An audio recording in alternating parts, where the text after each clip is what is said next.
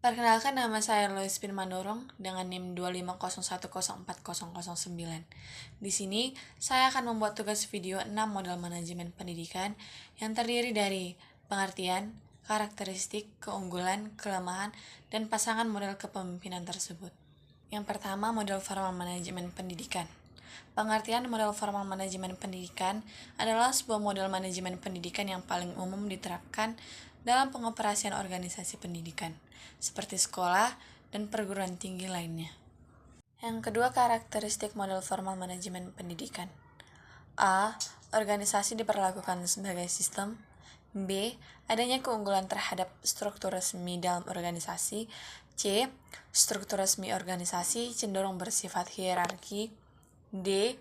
Sekolah sebagai organisasi pencari tujuan. E. Keputusan-keputusan manajerial dibuat melalui sebuah proses yang rasional. F. Otoritas kepemimpinan sebagai hasil dari posisi resminya di organisasi. G. Terdapat penekanan akuntabilitas organisasi kepada lembaga atau badan pendukungnya. Yang ketiga, kelemahan model formal manajemen pendidikan. Pertama, terkesan tidak reliabilitas menggolongkan sekolah dan perguruan tinggi sebagai organisasi yang berorientasi pada tujuan. B. Penggambaran pengambilan keputusan sebagai proses rasional yang penuh dengan kesulitan. C. Berfokus pada organisasi sebagai entabilitas yang mengabaikan atau merendahkan kontribusi individu. D. Adanya asumsi bahwa kekuasaan berada di puncak piramida. E. Adanya asumsi implisit bahwa organisasi relatif stabil. Yang keempat, keunggulan model formal manajemen pendidikan, di mana manajemen model formal masih memiliki banyak kontribusi dalam memahami sekolah dan perguruan tinggi. Bass et al. 2012 sebagai contoh, dalam aspek hierarki, perguruan tinggi terlibat bergerak menuju model manajerial yang lebih top-down untuk memahami peningkatan persaingan di pasar global. Kelima, relasi model formal manajemen pendidikan dengan model kepemimpinan manajerial. Model formal manajemen pendidikan dan model kepemimpinan manajerial memiliki keterkaitan, misalnya fokus model formal manajemen pendidikan sebagai sistem hierarki di mana kerangka kerja manajerial menggunakan metode-metode rasional untuk mencapai tujuan yang ditentukan. Bass 2006, Muraru dan Paskasu 2017, dan kepemimpinan manajerial fokus pada fungsi-fungsi, tugas-tugas, dan perilaku-perilaku yang ada di organisasi apabila fungsi-fungsi tersebut dilaksanakan secara kompeten. Pekerjaan dari orang lain di organisasi akan terfasilitasi. Bass and Glover 2014. Artinya, kepemimpinan organisasi pendidikan harus mengerjakan fungsi, tugas, dan perilaku tersebut dengan baik melalui kepemimpinan manajerial. B. Model kolegial manajemen pendidikan. Yang pertama, pengertian model kolegial manajemen pendidikan. Model kolegial manajemen pendidikan adalah sebuah bentuk pengoperasian organisasi pendidikan melalui proses manajemen yang melibatkan aspek kolegial dalam menentukan kebijakan dan pembuatan keputusan melalui sebuah proses diskusi yang mengarah pada kesepakatan bersama. Yang kedua, karakteristik model kolegial manajemen pendidikan. A. Keserasian dan kerjasama merupakan dua hal yang tidak terpisahkan. B. Memiliki orientasi yang terlalu normatif. C. Memiliki keterapan bagi organisasi pendidikan seperti sekolah dan perguruan tinggi yang memiliki jumlah staf profesional yang banyak. D. Memiliki seperangkat nilai-nilai umum yang dipegang anggota organisasi. E. Ukuran kelompok pembuatan keputusan adalah sebuah elemen penting dalam manajemen kolegial. F. Keputusan dicapai melalui konsensus atau pemufakatan. Yang ketiga, kelemahan model kolegial manajemen pendidikan. A. Sangat normatif dan idealistik sehingga cenderung mengaburkan daripada menggambarkan realitas. B. Pengembalian keputusan cenderung lambat dan tidak praktis. C. Keputusan dicapai melalui konsensus secara demokratis. D. Membutuhkan evaluasi dalam hal keterkaitannya dengan ciri-ciri khusus lembaga pendidikan. E. Pengambilan keputusan di sekolah atau perguruan tinggi sulit dipertahankan karena kepala sekolah tetap bertanggung jawab kepada berbagai kelompok eksternal. F. Efektivitas dari sebuah sistem kolegial sebagian tergantung pada sikap-sikap staf. G. Proses kolegial di sekolah lebih tergantung pada sikap-sikap kepala sekolah daripada dukungan-dukungan guru. Yang keempat, keunggulan model kolegial manajemen pendidikan. Kolegial manajemen pendidikan memiliki keunggulan secara khusus. Model kolegial telah menyumbangkan konsep penting bagi teori manajemen pendidikan BAS 2006 sebagai contoh pendekatan partisipasi pada model manajemen sebagai penangkal yang diperlukan untuk asumsi hierarkis yang kaku dari model formal. Yang kelima, relasi model kolegial manajemen pendidikan dengan model kepemimpinan partisipatif transformasional dan interpersonal.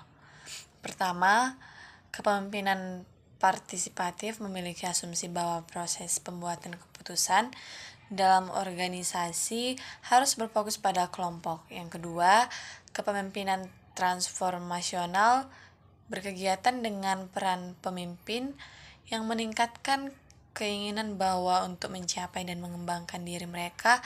Pada saat itu juga pemimpin mempromosikan peningkatan komunitas dan organisasi. Yang ketiga, model kepemimpinan interpersonal berkaitan dengan model manajemen kolegial di lembaga pendidikan. Yang ketiga, model politik manajemen pendidikan. Pengertian model politik manajemen pendidikan merupakan sebuah bentuk pengoperasian organisasi pendidikan melalui proses manajemen yang melibatkan aktivitas negosiasi atau tawar-menawar karena adanya kepentingan di antara individu atau kelompok yang ada di dalam organisasi kepemimpinan. Yang kedua, karakteristik model politik manajemen pendidikan. A. Fokus pada aktivitas kelompok daripada aktivitas lembaga secara keseluruhan. B. Fokus pada berbagai kepentingan dan kepentingan kelompok. C. Menekankan hal umum dari konflik di organisasi. D. Tujuan-tujuan organisasi adalah titik stabil, ambigu, dan diperebutkan. E. Setiap keputusan dalam arena politik muncul setelah adanya proses kompleks. F. Hasil proses pembuatan keputusan yang kompleks. 3. Kelemahan model. A. Lebih fokus terhadap kekuasaan, konflik, dan manipulasi sehingga aspek standarisasi dalam organisasi menjadi tidak begitu diperdulikan. B. Menekankan pengaruh kelompok-kelompok yang berkepentingan dalam mengambil keputusan dan memberikan sedikit perhatian kepada level industri. C. Terlalu banyak menekankan unsur konflik dan mengabaikan kemungkinan kolaborasi profesional yang dapat mengarah pada hasil yang disepakati. D. Dianggap sebagai deskriptif atau teori penjelasan bagaimana pengambilan keputusan dilakukan. E. Memberikan wawasan valid terhadap pengoperasian sekolah dan perguruan tinggi tetapi sulit memahami apakah perilaku politik dan apakah aktivitas birokrasi atau aktivitas kolegial. Keempat, keunggulan model politik manajemen pendidikan. Model politik manajemen pendidikan memiliki keunggulan tersendiri dibandingkan dengan model manajemen lainnya, karena model manajemen politis memberikan pemahaman tentang bagaimana organisasi pendidikan beroperasi. Yang kelima, relasi model politik manajemen pendidikan dengan model kepemimpinan transaksional.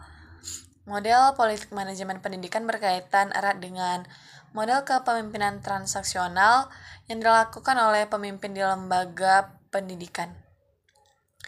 Keterkaitan tersebut tidak terlepas dari peran anggota yang mengutamakan kepentingan sendiri atau kelompok di lembaga pendidikan. Yang keempat, model subjektif manajemen pendidikan.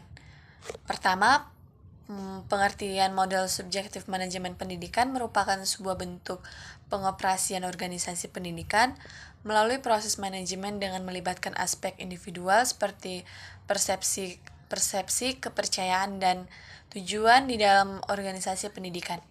Yang kedua, karakteristik model subjektif manajemen pendidikan. A. Lebih berfokus terhadap kepercayaan dan persepsi anggota personal organisasi daripada level institusi atau grup kepentingannya. Yang B, concern dalam makna-makna yang dibuat dari kegiatan-kegiatan oleh orang-orang dalam organisasi. C, perbedaan-perbedaan makna yang terjadi dari situasi tertentu sebagai hasil dari nilai-nilai, latar belakang, dan pengalaman anggota. D. Menekankan kepentingan tujuan individu dan menolak keberadaan tujuan-tujuan organisasi. Yang ketiga, kelemahan model subjektif manajemen pendidikan. A. Model subjektif sangat normatif karena model ini mencerminkan sikap dan keyakinan pendukungnya. B. Keberadaan sebuah organisasi yang mana perilaku dan interaksi individu terjadi tetapi tidak ada indikasi yang jelas dari almiahnya organisasi. C. Para ahli teori subjektif menyiratkan bahwa makna sangat individual. D. Memberikan sedikit paduan atau petunjuk terhadap tindakan manajerial pendidikan organisasi pendidikan. Keempat, keunggulan model subjektif manajemen pendidikan. Memberikan pandangan berharga tentang organisasi pendidikan karena memberikan pemahaman bahwa individu memiliki pemaknaan tersendiri di dalam organisasi. BAS 2020 menyatakan bahwa penekanan pentingnya makna-makna individu dapat memberikan bantuan berharga untuk memahami tentang industri pendidikan, sehingga pengenalan yang baik terhadap berbagai nilai dan motivasi individu di dalam organisasi akan menjadi aspek penting apabila pemimpin organisasi melakukan proses manajemen. Kelima, relasi model subjektif manajemen pendidikan dengan model kepemimpinan postmodern dan kepemimpinan emosional. Pertama, model manajemen subjektif memiliki hubungan erat dengan gagasan kepemimpinan postmodern BAS 2006. Yang pertama, bahasa tidak mencerminkan keyakinan. Yang kedua, satu realitas tidak ada. Yang kedua, situasi apapun terbuka untuk multifasir. Yang D, situasi harus dipahami di tingkat lokal dengan pemahaman khusus pandakeragamaan. Yang kedua, kepemimpinan emosi memiliki keterkaitan dengan model subjektif. Merujuk pada BAS 2020, emosi merupakan fokus pada motivasi dan implementasi individu terkait dengan peristiwa. Yang kelima, model ambigu manajemen pendidikan. Yang pertama, pengertian model ambigu manajemen pendidikan merupakan sebuah bentuk pengoperasian organisasi pendidikan melalui proses manajemen yang melibatkan ketidakpastian, perubahan, ketidakmampuan dalam memprediksi berbagai hal di dalam organisasi pendidikan. Kedua, karakteristik model ambigu manajemen pendidikan. A. terdapat ketidakjelasan tujuan-tujuan organisasi. B. Adanya asumsi bahwa organisasi memiliki sebuah teknologi bermasalah, di mana prosesnya tidak dapat dipahami dengan tepat. C. Berargumentasi bahwa organisasi dikarakteristikkan oleh fragmentasi dan bentuk tidak baku. D. Struktur organisasi dianggap sebagai problematik. E. Cenderung lebih sesuai bagi organisasi yang melayani klien profesional. F. Menekankan bahwa terdapat partisipasi yang cair di dalam manajemen organisasi. G. Ambiguitas dalam organisasi juga bersumber dari lingkungan organisasi. H. Menekankan prevalensi keputusan yang tidak terencana. I. Menekankan keuntungan desentralisasi internasional. Yang ketiga, kelemahan model ambigu manajemen pendidikan. A. Kesulitan menyesuaikan pandangan-pandangan ambiguitas dengan proses-proses yang struktur, bisa yang ada di sekolah maupun perguruan tinggi. B. Terlalu membesar-besarkan tingkat ketidakpastian di institusi pendidikan. C. Kurangnya sesuai bagi organisasi stabil atau organisasi manapun yang berada pada periode stabil. D. Menyediakan sedikit paduan praktis bagi para pemimpin lembaga pendidikan. Yang keempat, keunggulan model ambigu manajemen pendidikan. Model ambigu memberikan sebuah kontribusi terhadap kemajuan teori manajemen pendidikan BAS 2020.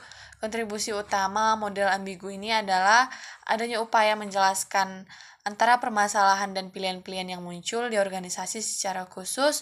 Model ambigu manajemen pendidikan menekankan tentang ketidakmampuan memprediksi organisasi pendidikan. Yang kelima, relasi model ambigu manajemen pendidikan dengan model kepemimpinan kontingensi.